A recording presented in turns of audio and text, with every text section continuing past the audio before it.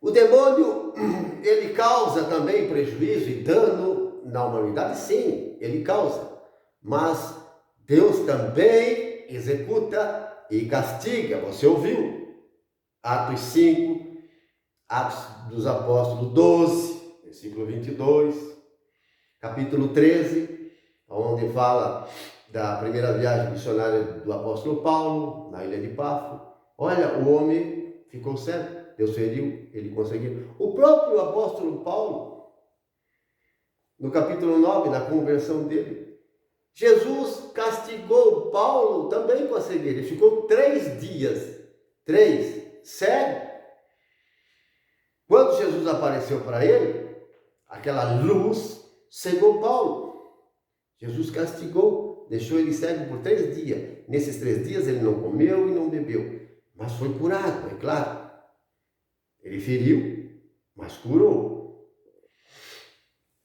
Não foi um castigo? Foi um corretivo para Paulo. Mas foi a conversão do apóstolo. Agora esse Elimas ali, viu que Paulo disse? A mão de Deus está sobre ti e você ficará cego. E ele ficou cego. Você já viu uma pessoa enxergar, de repente, ela fecha os olhos e vai abrir e está no escuro? Não enxerga mais? Pensa no desespero, eu já disse. No encontro carismático, apagaram as luzes, houve uma oração de cura interior. De repente, uma mulher começou a gritar desesperadamente na igreja. Desesperadamente. O que aconteceu? Todos acenderam a luz e foram socorrer aquela mulher. Ela, quando abriu os olhos, não enxergava. Isto é, ela não era cega, mas, de repente, ela foi abrir os olhos e estava no escuro. E caiu um profundo desespero. Todo mundo foi socorrer e oraram por ela. Ela recuperou a visão. Mas ela não era cega. Mas ficou por um momento. Você está entendendo? Veja o desespero. Talvez a cura de um trauma. Certo? Alguma coisa estava acontecendo ali. Eu não sei mais detalhes, porém eu estava nesse encontro. Mas só para salientar o desespero de uma pessoa ao ficar no escuro. Atos 5, Ananias e Safira foram executados, foram mentir, não a Pedro, mas ao Espírito Santo, colocar à prova o Espírito de Deus. Foram castigados com a morte. Elimas foi castigado com a cegueira, certo?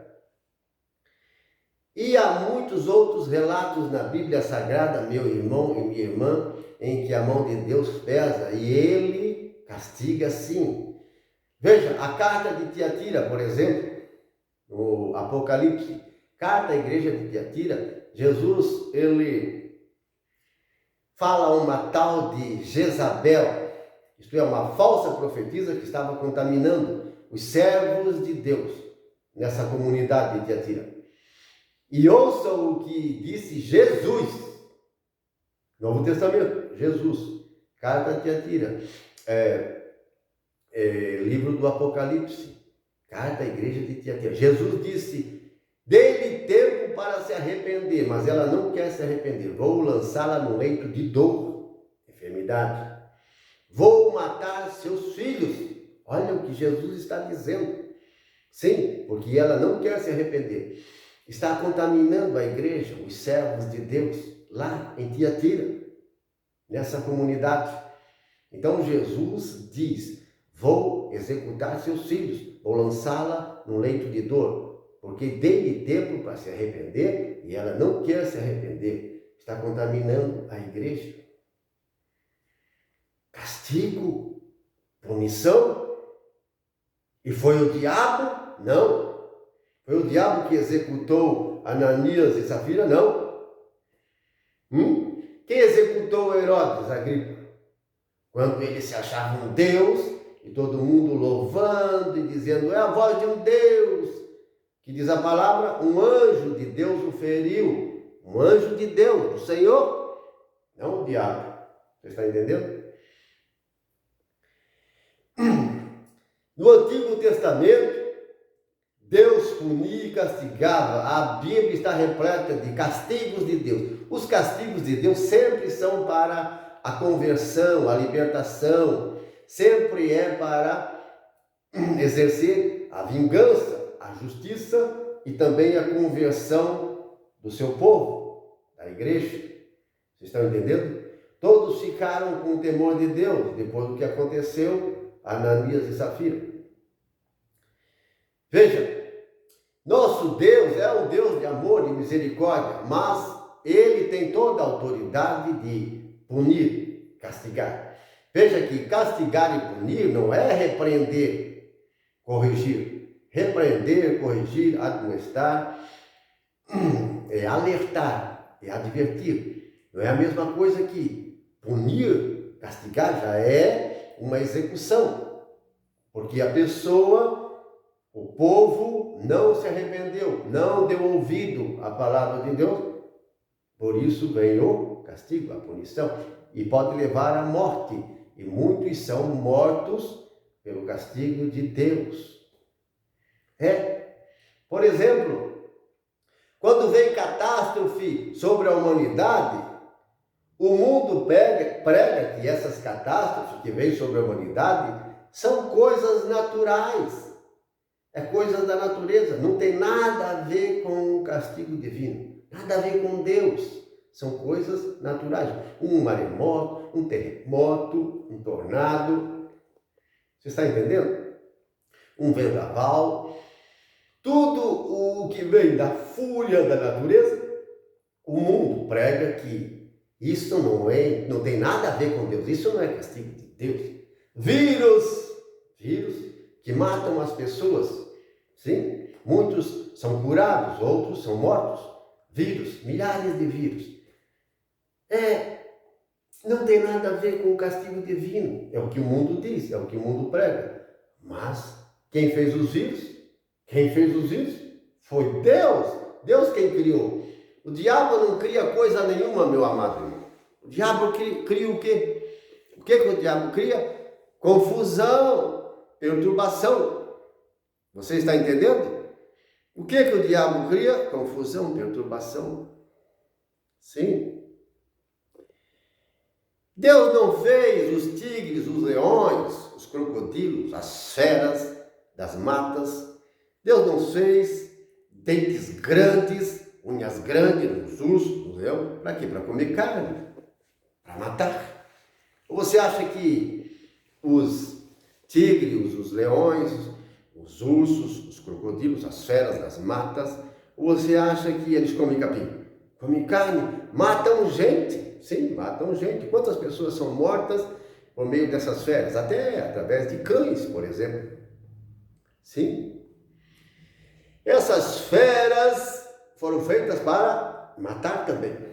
Isso está na Bíblia. Agora, os vírus são também feras, são também ursos, leões, tigres invisíveis que destroem o ser humano de dentro para fora. Ele mata e destrói o ser humano por dentro. Essas feras destroem por fora, quando ataca alguém. Mas os vírus por dentro são feras também. Feras que foram criadas por Deus. Não foi o diabo que criou. O diabo não é criador. Deus é criador. Você está entendendo? Deus é criador. E a pior coisa, o problema não é você morrer. De jeito nenhum. Senão Jesus Cristo não teria padecido de uma forma tão mais cruel do que ser morto na boca de um tigre, de um leão, de um urso. Você está entendendo? A forma e o jeito como ele padeceu e sofreu, Jesus, foi terrível. Muito mais terrível do que ser morto por uma doença, um vírus, por exemplo. Claro. Você queria estar no lugar de Jesus? Não queria estar, de jeito nenhum. Ninguém queria estar no lugar de Jesus para padecer do jeito que ele padeceu. Vocês estão entendendo? Por isso, meu amado irmão, não é fácil de entender a Bíblia Sagrada. Não é fácil. Não é fácil. Ela é muito complexa, é verdade. Precisamos do Espírito Santo que nos ilumine, nos ajude. Mas precisamos de consagração, andar mais perto de Deus, andar com Ele. Porque Jesus sempre explicava as Escrituras e as parábolas, tudo o que Ele ensinava aos discípulos que estavam pertinho dele. Precisamos estar mais pertinho dele para que Ele nos ensine, nos faça entender a Bíblia Sagrada. E tem outras passagens na Bíblia que falam da execução de Deus. Castigos de Deus sobre a humanidade. São diversos episódios da Bíblia. Falei só de alguns. Mas o terrível castigo, o pior deles, não é você morrer de uma doença ou ser castigado de um jeito ou de outro. A pior coisa é você perder a salvação eterna, é você morrer, ter que partir desse mundo e ser condenado eternamente. Você está entendendo?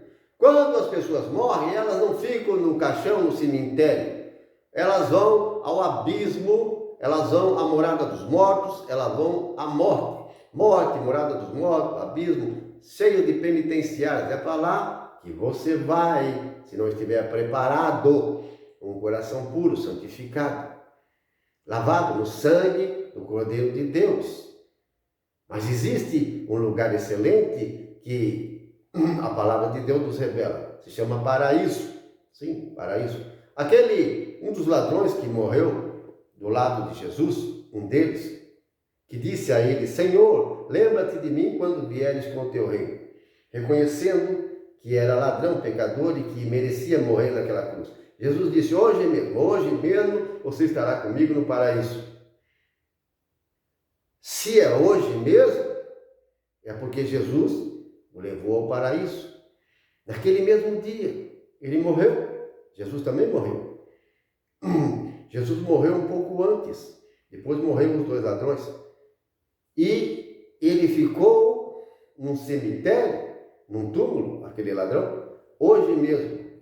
Então, o corpo dele, sim, meu amado irmão, mas o espírito, a alma, a pessoa dele foi levada. Porque ele padeceu um sofrimento semelhante ao de Cristo.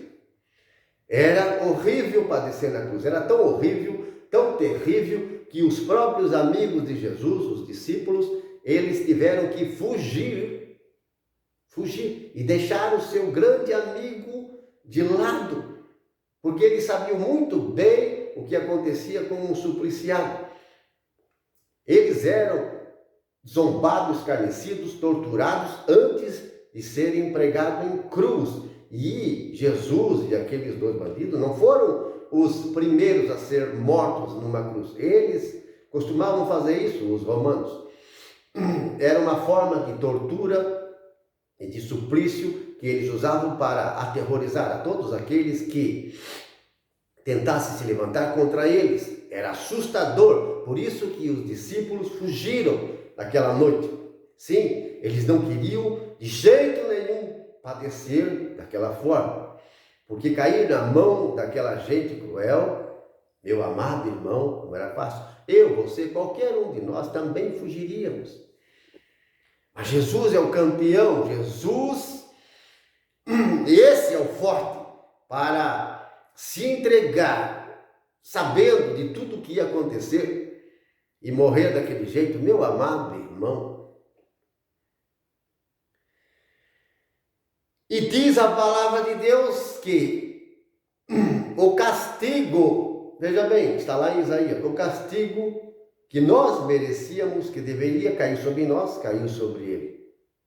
Ele assumiu um castigo que deveria ser nosso. Nós é que deveríamos ser crucificados, não ele. Mas ele assumiu para salvar a todos aqueles que nele depositassem a sua fé. Por isso, deposita a tua fé em Jesus Cristo. Não deposita a tua fé em coisa nenhuma desta terra, em ninguém. Somente em Jesus Cristo. Ele é o único Senhor e Salvador. Só Ele dará a você a vida eterna. Amém? Deus nos abençoe.